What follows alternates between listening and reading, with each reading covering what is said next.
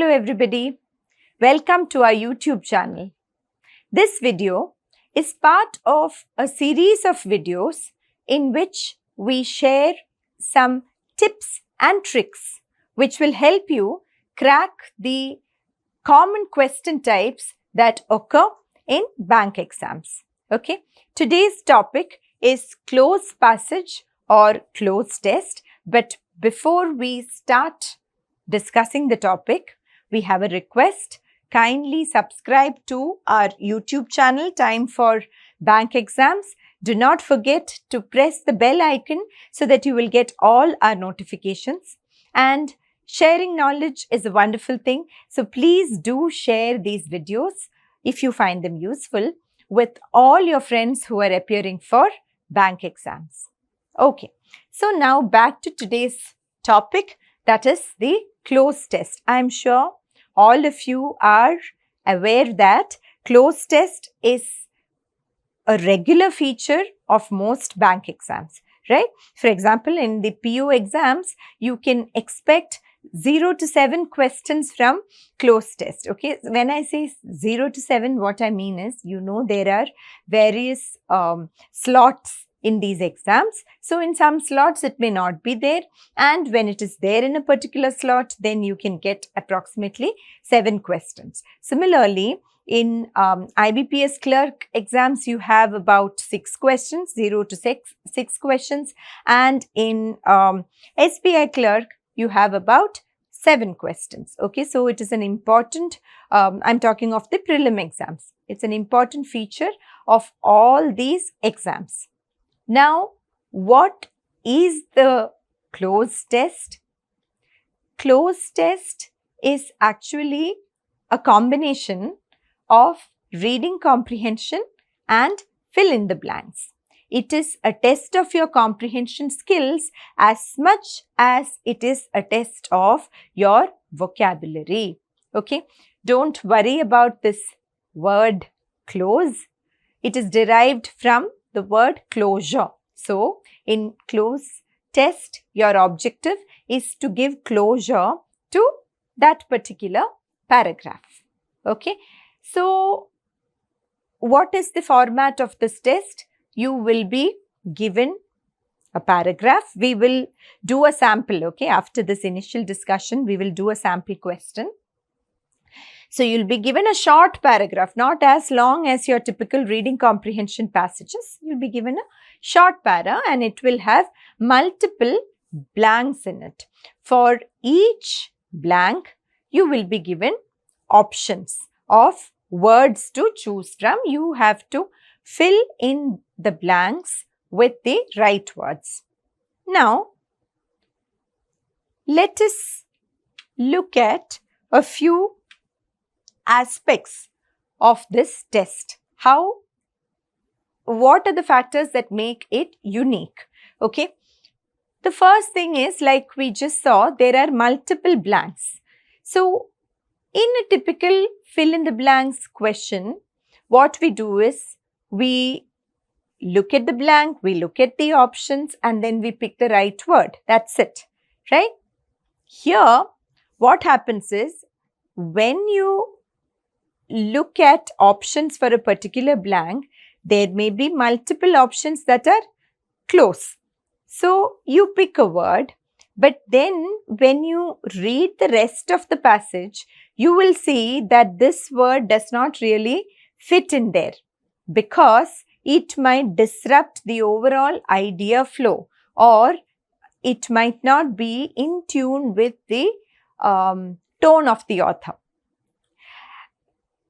It can get even trickier than this. That is, you fill in a particular blank with a word, then you go ahead, you look at the next blank, you find the right word for the next blank, and then you see if this word fits in here, our first word is out of place, our first word will not fit in. So we will have to go back and re-evaluate that choice. So, the overall idea flow of the passage becomes important, just as it is important in reading comprehension.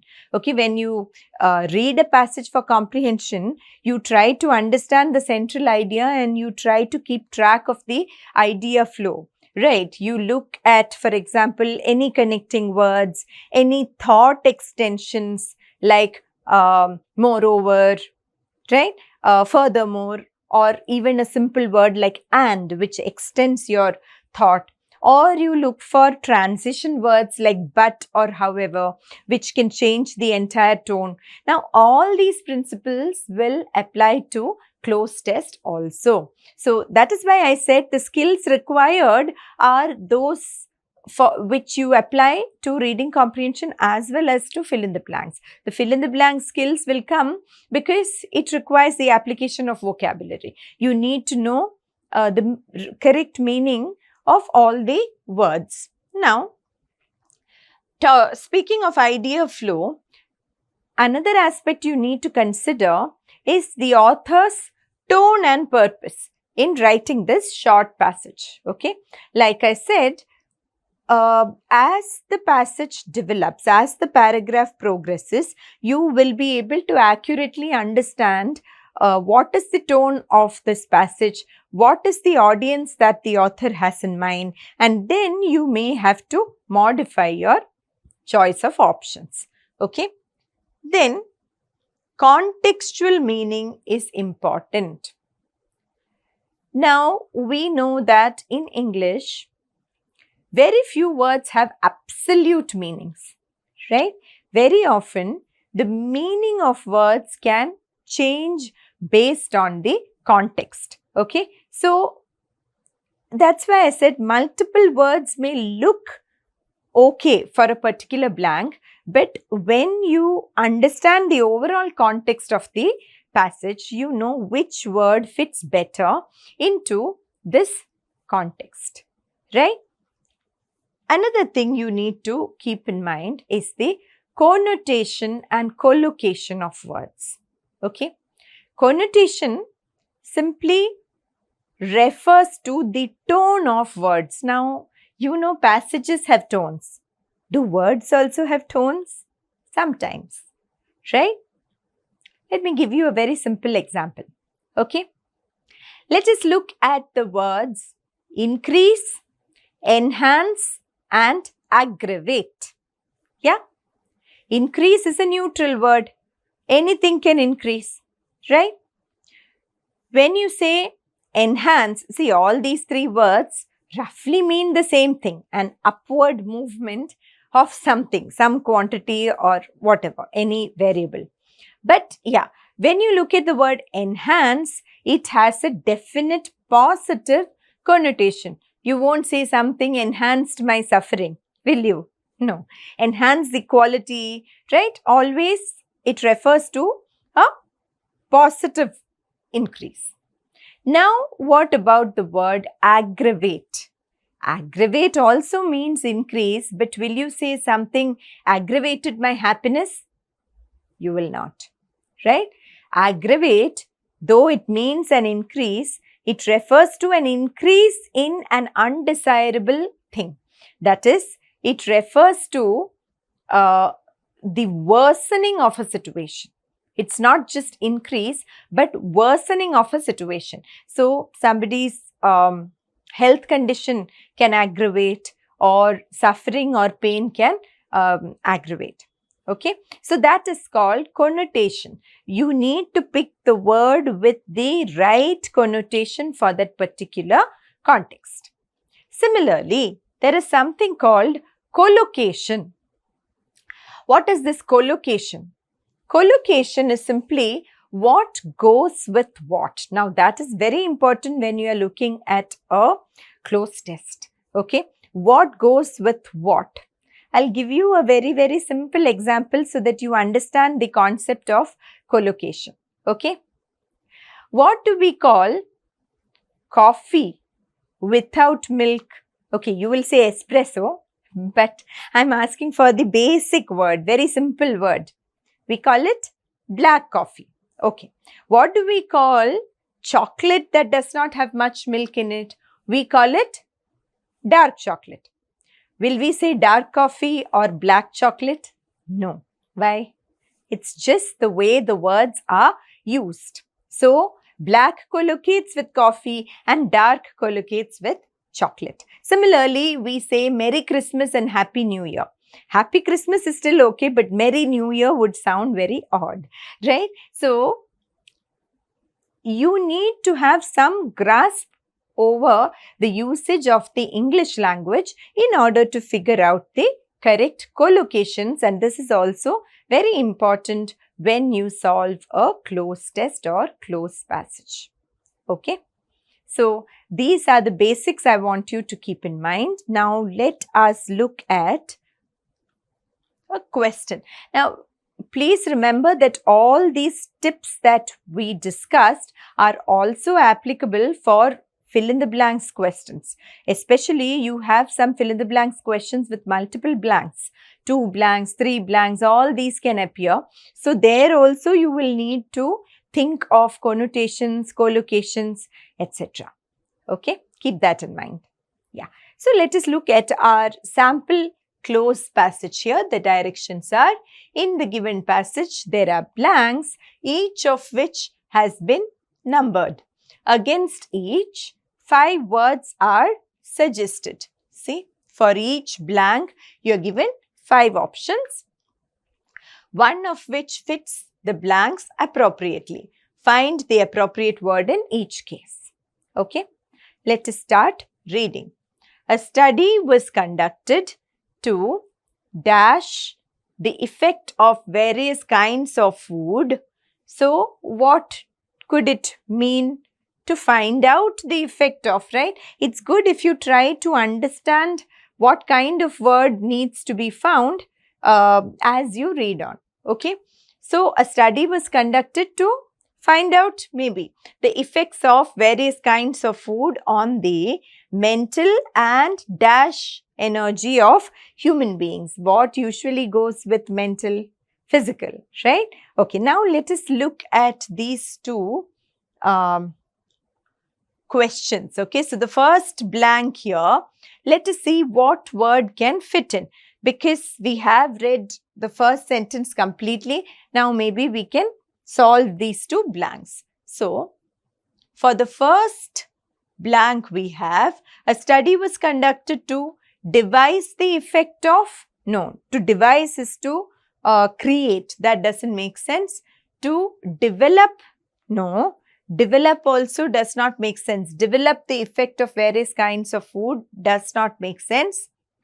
Now, determine. Yes, determine is to understand or to find out, right? So, determine makes sense. Detest, definitely not. Detest means to hate. And detain. Detain is to hold back. None of these make sense. So, the right answer is determine, right? And we have one more blank there.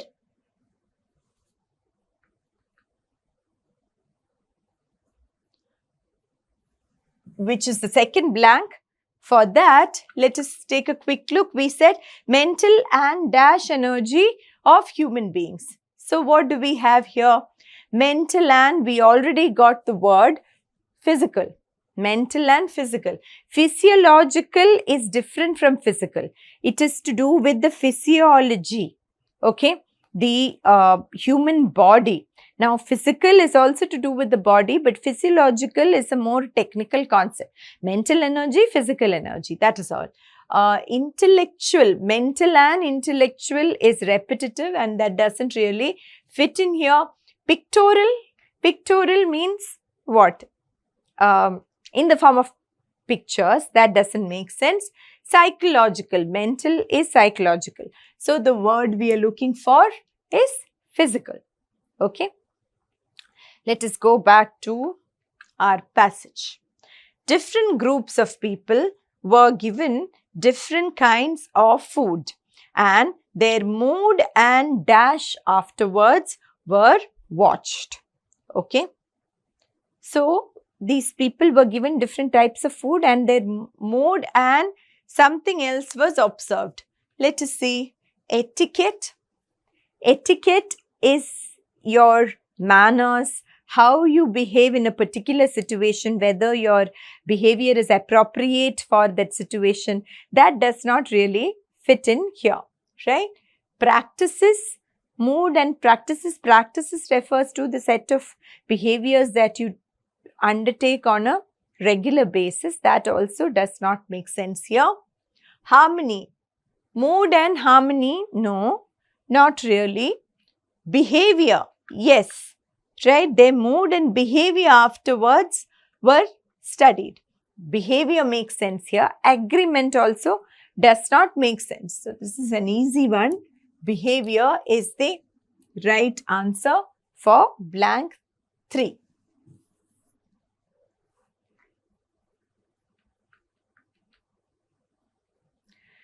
It was found that people who took protein-rich food were dash active afterwards. Okay.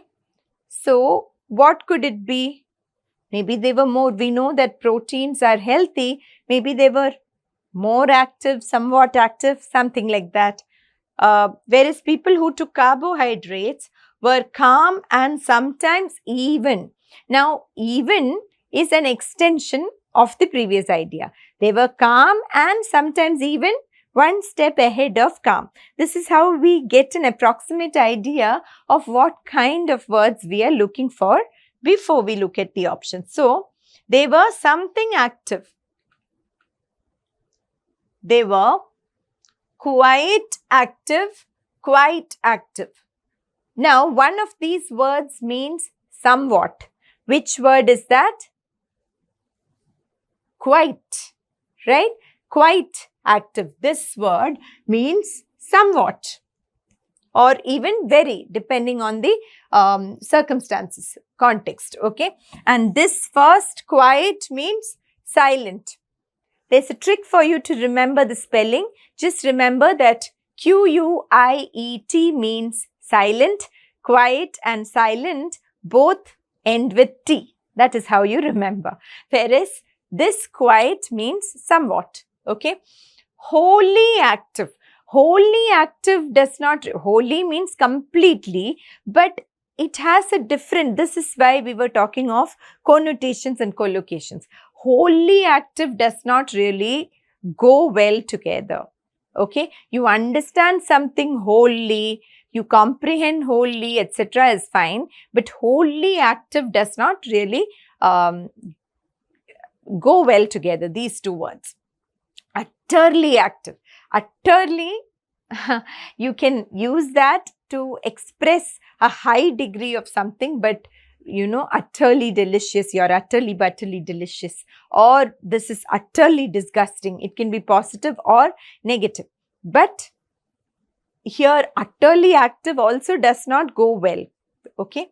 Quietly active. No. There is no such hint there. There's no such implication there that they were quiet and still active, right? They were quite active. So, Q-U-I-T-E is the word we are looking for. Okay. And then we have to see what happened to the remaining people. That is the people who ate carbohydrates. They were calm and sometimes even. So, as I told you, when we use the word even, we know we are extending the thought. So, it has to be on the same lines as calm, but maybe one step beyond calm. Let us look at the options. Sleepy. Yes, people who, so there is a contrast, right? People who ate proteins were active, while, so that indicates a contrast. Those who ate carbohydrates were calm, sometimes they were even sleepy, showing inactivity. So that should be the answer. Secure, that does not make sense to say that after eating carbohydrates they felt very secure, right? Impossible is impossible in this blank. Idealistic is very philosophical. There is no need of such a word here. Unrealistic is irrelevant. So, the right word is sleepy. Okay. So, now hope you have understood the basics of closed test. We'll keep sharing more such videos with you on various topics. Okay, so please do remember to subscribe to our channels or join our channels in various social media handles. Okay, the links are given in the description box below, and also please remember that we do have classroom coaching for attending our classes. Do visit your nearest time center, and for online classes you can enroll at the link given here. Okay, so all the best, dear students. Keep practicing, keep learning. Thank you.